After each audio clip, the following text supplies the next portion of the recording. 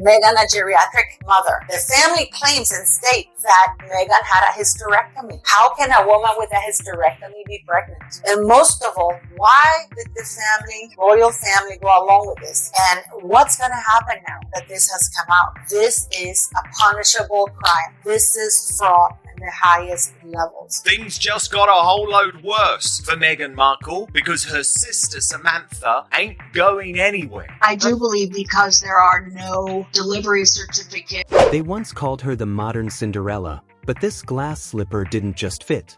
In this narrative, Meghan Markle forced it on, cracked it, and somehow turned the shattered pieces into a storyline Netflix couldn't resist. Did you make Kate cry? No, the reverse happened. From Hollywood hustle to Buckingham backlash, Meghan transformed a royal fairy tale into a headline-generating machine.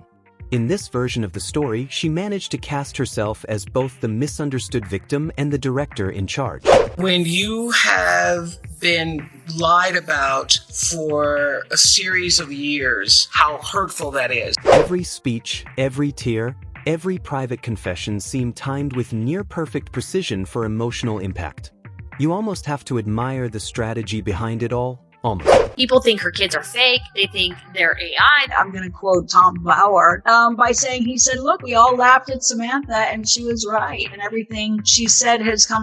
But behind the flawless filters and royal photo ops, Samantha Markle, the sister who claims to know her best, suggests there's a secret Meghan has guarded more fiercely than the crown jewels. And there's a very big difference. It was deliberate. A secret that, if true, could shake the foundations of the royal narrative, touching everything from pregnancies to titles to the line of succession itself. This scandal comes as no surprise. Speculation about the children has been simmering for years. And when Samantha urged people to examine the timeline, the internet did just that. What they found didn't just raise eyebrows, it practically set them ablaze. Because if her interpretation is correct, then Meghan's royal motherhood image might be less fairy tale and more carefully staged illusion. Silence everybody and just produce a DNA sample. So buckle up, because this isn't the polished palace fairy tale many were expecting. This is the side of Meghan Markle they never imagined her own sister would highlight. And once you start noticing the cracks in this royal fantasy, you may never see the Duchess quite the same way again. She said, I lost my father. We knew that she didn't lose our dad. She iced our father. Every royal story has a villain, but in this one, Samantha Markle refuses to play the part she believes Meghan tried to write for her. For years, she watched her half-sister rise from cable TV actress to global Duchess, smiling for cameras, reshaping her origin story, and acting as if she'd always worn a silver crown. Through it all, Samantha stayed silent, until the silence began to feel like betrayal. Because in her view, behind the smiles and speeches, Meghan didn't just distance herself, she erased her entire family. The woman known publicly for compassion, Samantha insists, couldn't return a single call to her wheelchair-bound father or to the sister who once defended her from bullies. If you had those things, it would be very easy just to put them out there and say, this is what happened. This is what it is. Eventually, Samantha snapped. She declared, if Meghan can rewrite history, then I'll remind the world what really happened. And then came her cryptic bombshell, people need to look at the timeline. No shouting, no insults, just that one sentence. But it hit harder than any headline because many believed they knew exactly what she was implying. Meghan's pregnancy timeline, in their view, never fully added up. The dates, the photos, the secrecy.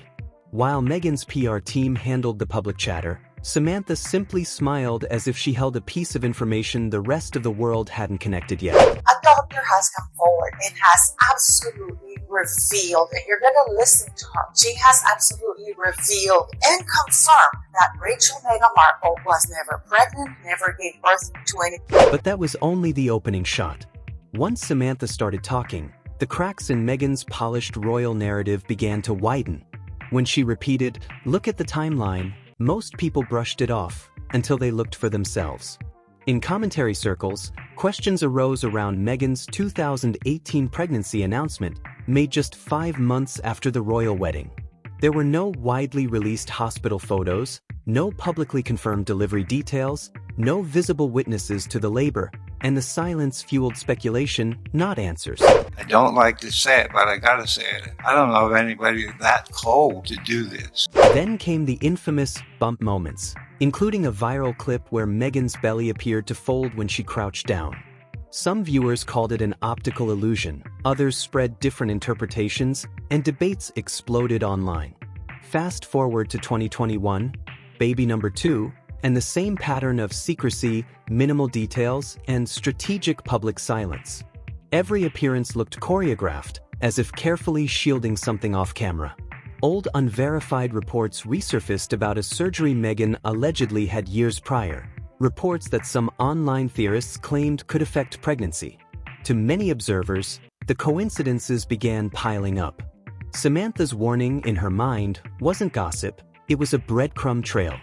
And for her supporters, if those dates and stories aligned with her suspicions, then every royal photo op since 2018 might look less like a fairy tale and more like a carefully engineered illusion. I'll tell you why. What she told the royal family, what she told Harry, wouldn't have jived, wouldn't have been consistent with the truth. But the next twist didn't come from the palace at all. It came from a mysterious woman known only as DL. No royal title, no public spotlight, just 2 letters and a story powerful enough to shake the entire Aurelius kingdom to its foundations.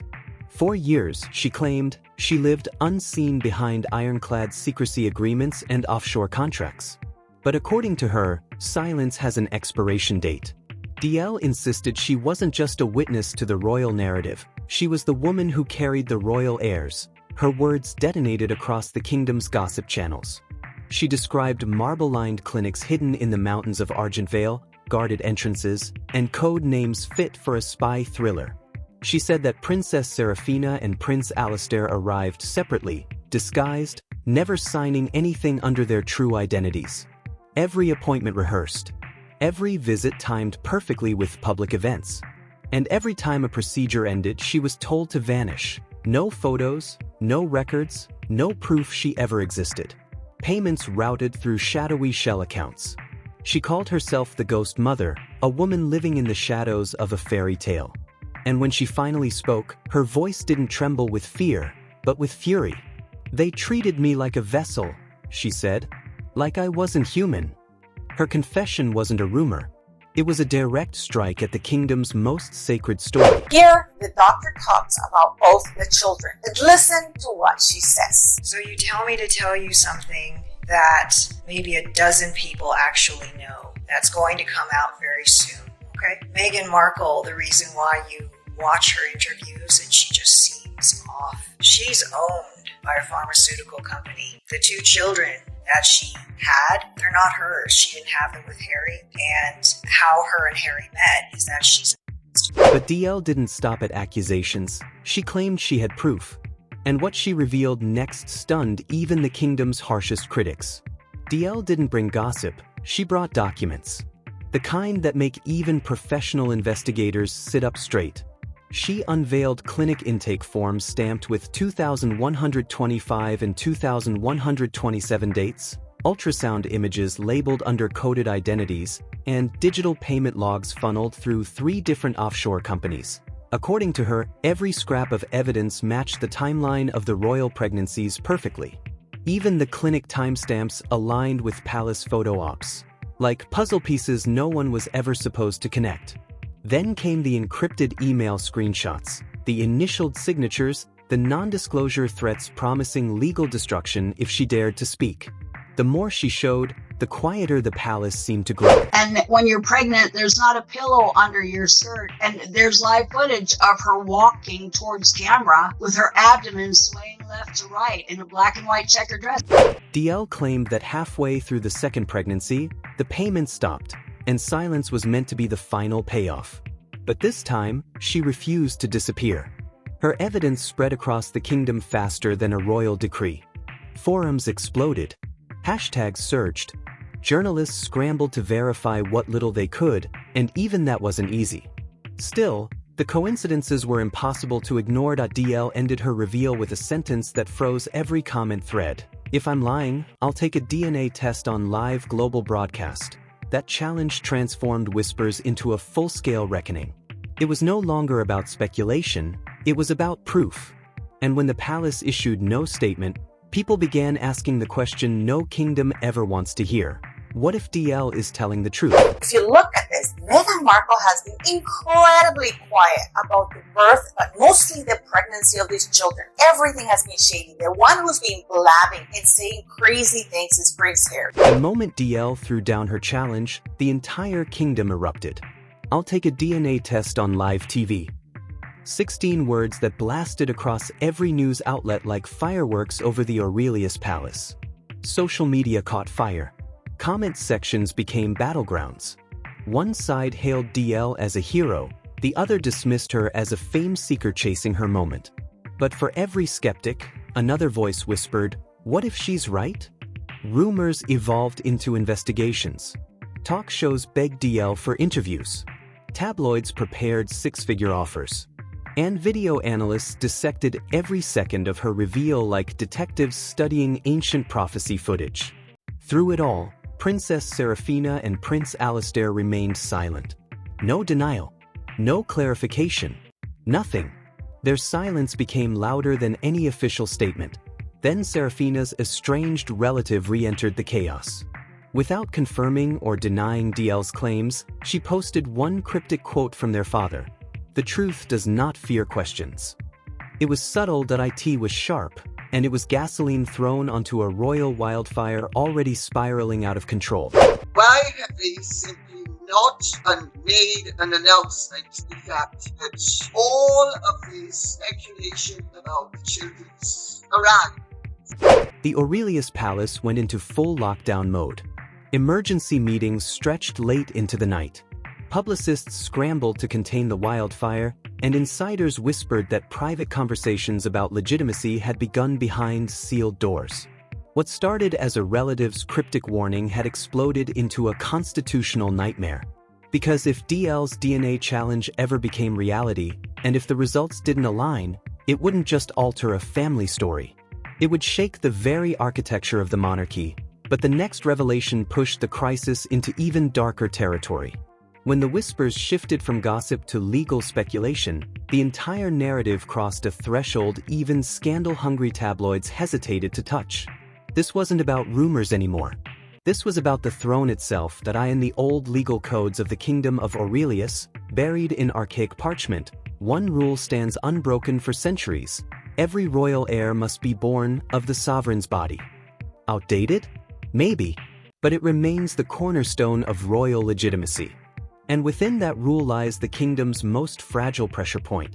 Because if DL's testimony ever aligned with hard proof, it could mean that the royal children, the very heirs celebrated across the kingdom, might technically fall outside that ancient requirement.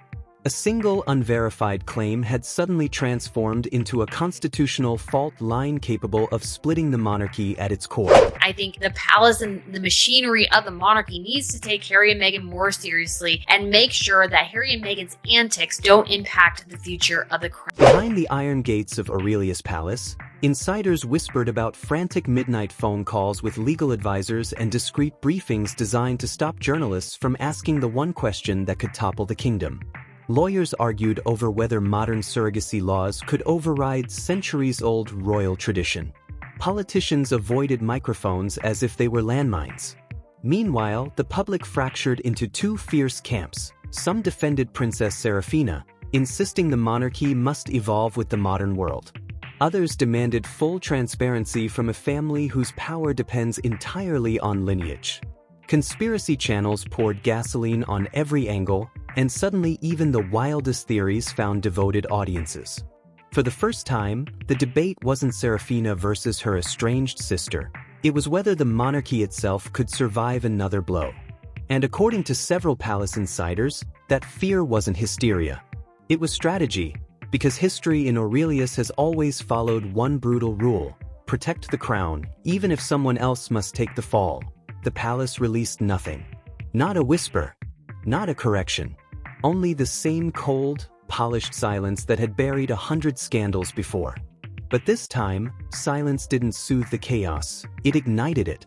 With every passing hour, the lack of a statement transformed speculation into certainty for many. TV panels debated strategic restraint. Online sleuths dissected old photos, baby announcements, public appearances, searching for clues the palace might have overlooked. Supporters of the royal couple cried witch hunt. Skeptics shouted cover up, and in the heart of the storm stood Serafina's estranged sister, giving interviews with the poise of someone who had already accepted her role as royal exile. Her calmness was unsettling, deliberate, razor-sharp. No shouting, no insults, only carefully measured phrases about truth, dignity, and accountability. With every appearance, another crack formed in Serafina's flawless public image.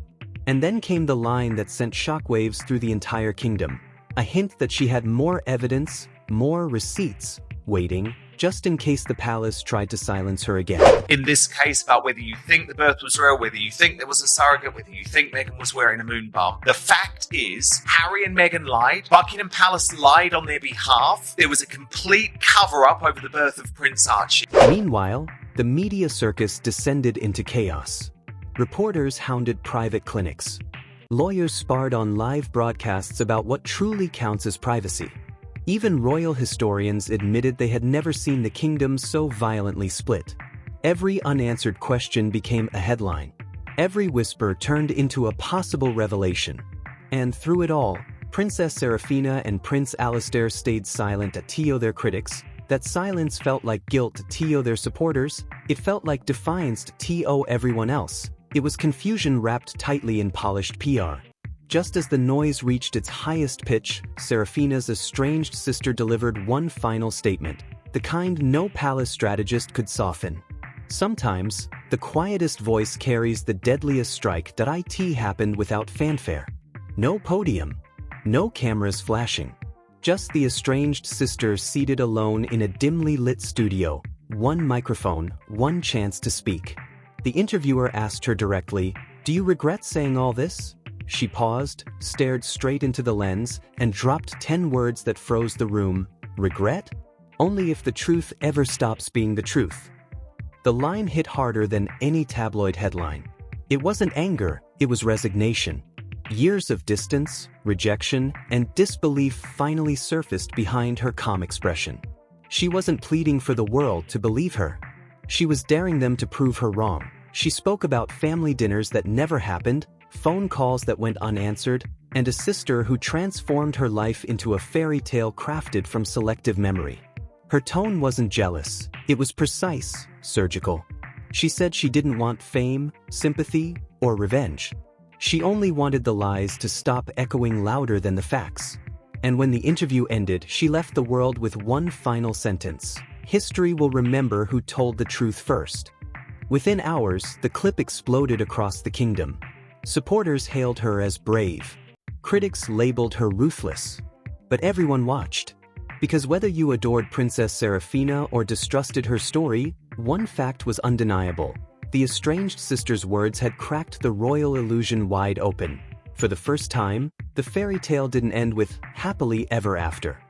It ended with a question no one could answer. After all the whispers, revelations, and evidence that lit the internet on fire, what's left? A family torn apart, a monarchy dodging the very questions it fears most, and a sister who refuses to be silenced. Maybe her claims are truth, maybe they're fury, but one thing is certain, she exposed fractures in the royal facade that no PR machine can ever fully seal again. Because when truth becomes a battlefield, reputation is always the first casualty, and in this story, everyone is bleeding. The princess, the sister, even the palace itself. But before anyone chooses who to believe, they need to see what started this storm. Our previous deep investigation revealed how Serafina's pregnancy narrative began to unravel the moment a whistleblower dropped shocking proof, evidence that forced royal insiders into crisis mode. It connects every detail in this saga. The timelines, the secrecy, the receipts, the vanishing truth. If you thought today's revelations were explosive, the next chapter will rewrite everything you think you know. Don't stop here. Dive into the next expose waiting for you. Subscribe to US King Master, turn on notifications, and join the viewers uncovering what happens behind Aurelius Palace's velvet curtains. Because the truth doesn't disappear, it evolves, and the coming chapter may be the one that finally unmasks it.